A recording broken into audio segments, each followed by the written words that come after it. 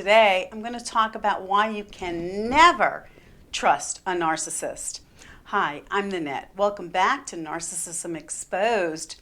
So, trust is a foundational requirement in any relationship, and it's required 100% of the time. That's right. And I'm going to give you an example. It's kind of a silly example, but let's say you buy from Costco one of those giant cases of little water bottles and you bring it home, but on top of the packaging, it says to you, well, beware because 3% of your package contains arsenic, and at any time, it could be one of those bottles of water. Would you go, oh, you know what?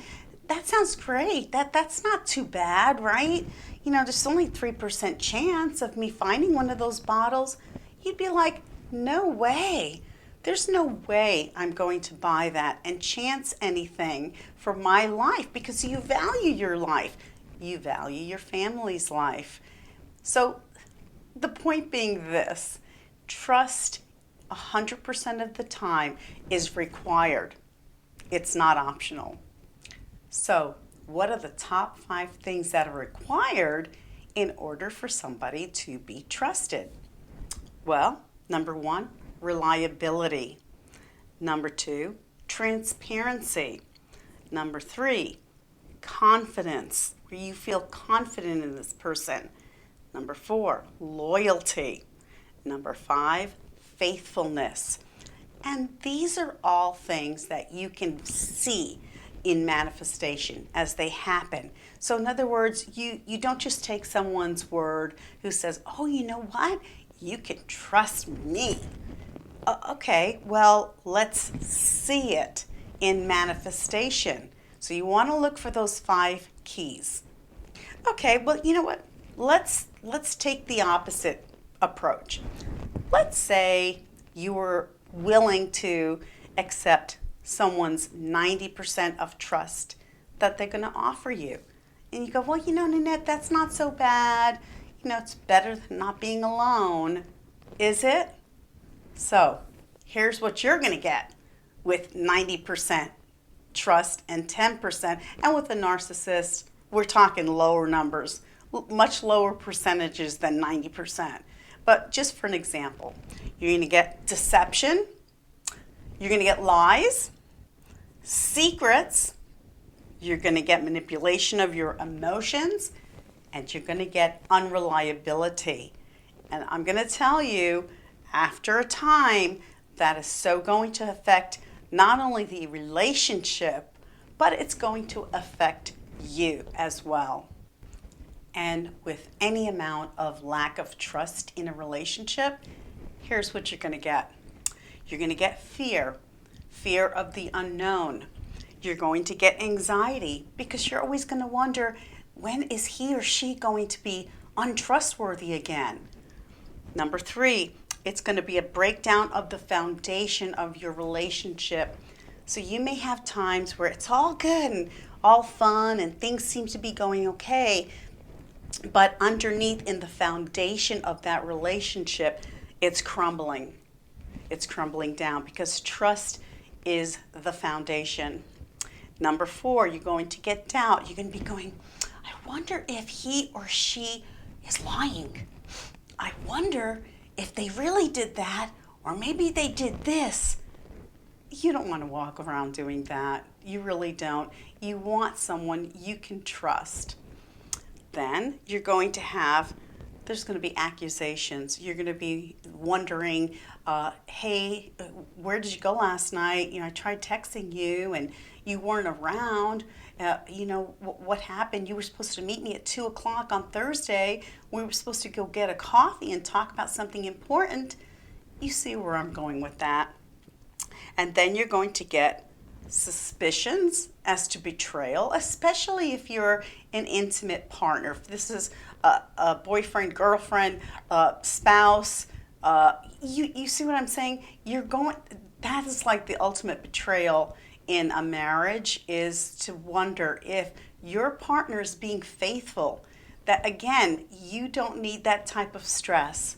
And then the last thing, there's going to be vulnerability because you're going to be so fragile having to deal with that 10% or whatever percent of mistrust because you can't trust the narcissist.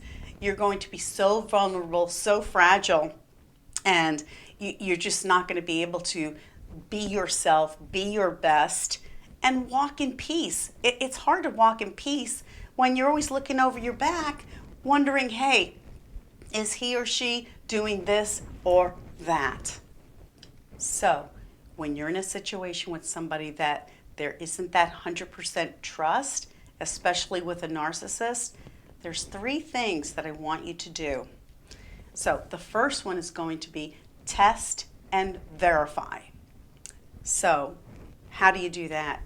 You watch their actions, not just listen to their words. And I say this many, many times.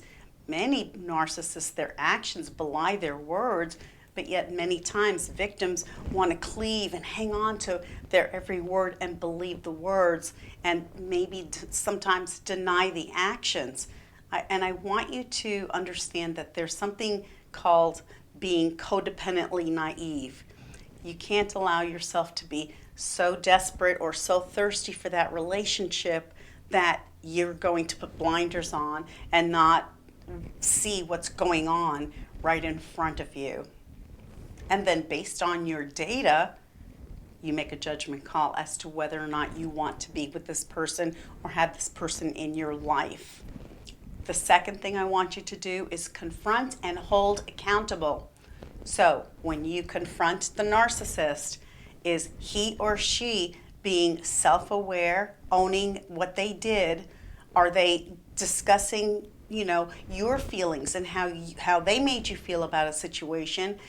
Or are they in a rage? Are they screaming, blame shifting, ghosting, gaslighting, you name it? So if they're doing the latter, then you know what the answer to that is. The third thing I want you to do is make an executive decision as to whether you're going to choose to give this person another opportunity to prove to you that they are trustworthy. And the key word here is an opportunity to witness future change, because too many times we want to give them multiple opportunities, many times dozens and dozens. I want to give you the definition of the word an. In English grammar, or the word an, are determiners, meaning they specify the identity or quantity of something. And for both words, that quantity is 1. You see where I'm going with that, right? I want us to get real, and I want us to be very, very clear about how many opportunities we're going to give the narcissist to prove him or herself. Look, for the narcissist, he or she wants you to give them your complete trust for the sole purpose of dominating you and of maintaining complete obedience, blind obedience to them. Because why? They want to extract favors from you. They want to steal your precious time, your assets, your money, steal your job, anything that they can, your family, your friends, by insisting that you trust them completely, yet they are only offering you an appearance of trust. You understand this is a cat and mouse game you don't need to be playing. And with a narcissist, all you get in return is future faking, fake promises, a false narrative filled with lies and deceit. You don't need that. Your precious life, your path of truth and righteousness, you need to protect that. You really do. And with a narcissist, there's no small or whatever amount of mistrust for you that's going to give you the open door to be in any kind of relationship with that type of darkness.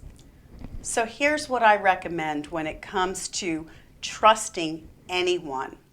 Number one, set very strong boundaries for yourself. Know what your limitations are. Understand what your needs and wants are. Understand what you're going to allow and not allow, and make sure you make that known. And if anyone tries to chisel away at your boundaries, that's going to be a no-go. And number two, never dive into trusting someone. I don't care how big of a smile he or she has or how gregarious they are. You need to watch their actions and not just believe their words. Because as I said earlier, many times a narcissist's actions will belie their words. And then when you catch them in it, they'll come up with every excuse under the sun. And number three, take your time. Time and patience will reveal to you what you need to know as to whether or not you can trust someone. And number four, collect the red flags. When you see those red flags coming at you, collect them. Collect them. And you don't need to collect 24 in order to make a decision. You collect 3, 4, that's enough. And then you use that data to put the pieces of the puzzle together that's going to reveal and tell you a lot about that person and whether or not you should trust them. And number 5, trust your gut. If it doesn't feel right, then stop. And number 6, never give excuses to someone who's giving you dishonesty vibes. And number 7, and I think this is the most important one, is always go to God. Check in with God, because God wants the best for you and He wants to help you. There's a great verse in Matthew chapter 10, verse 16, and it says, "Behold, I send you out as sheep in the midst of wolves. Therefore be wise as serpents and harmless as doves." I think many times we remember the harmless as doves, but we forget to be wise as serpents. There's another great verse in Psalm 26, verse 5, and it says, and this is God speaking, and He says, "I hate the assembly of evildoers, and I will not sit with the wicked." So did you know it's okay for you to hate evil as well? That's right. So in Psalm chapter 97, verse 10, it says, "You who love the Lord hate evil. He preserves the souls of His saints. He delivers them out of the hand of the wicked." So you see, if God hates evil and He's not going to sit with the wicked, why would you allow yourself to sit with the wicked? Especially if you see those signs of non-trust, distrust, where they're not being trustworthy. You need to make an executive decision for your life and say, you know what? Even though I really would love for this to work, I see this person is being dishonest and their intentions are not for me. Do you understand? They're not for you. So that is your cue to protect yourself and walk away. And you know, in Ephesians chapter 5, verses 11 and 12, it says, "And have no fellowship." That word no, I want you to think of a big fat zero. Have zero fellowship with the unfruitful works of darkness, but rather expose them. For it is a shame even to speak of those things done of them in secret. And if you think the dirty, disgusting, detestable things that you see the narcissist do right in front of your eyes is bad, you don't want to know what he or she is doing in the back end, behind your back. So I want you to be very strategic and careful with your heart, your life, and especially when it comes to the trust factor in starting any relationship. So leave your comments down below. If you found this helpful, do hit the like button. And if you haven't subscribed, do hit the subscribe button. And don't forget to hit the notification bell so you'll be notified the next time I put out a video. And until next time, walk in peace and be blessed in your hearts.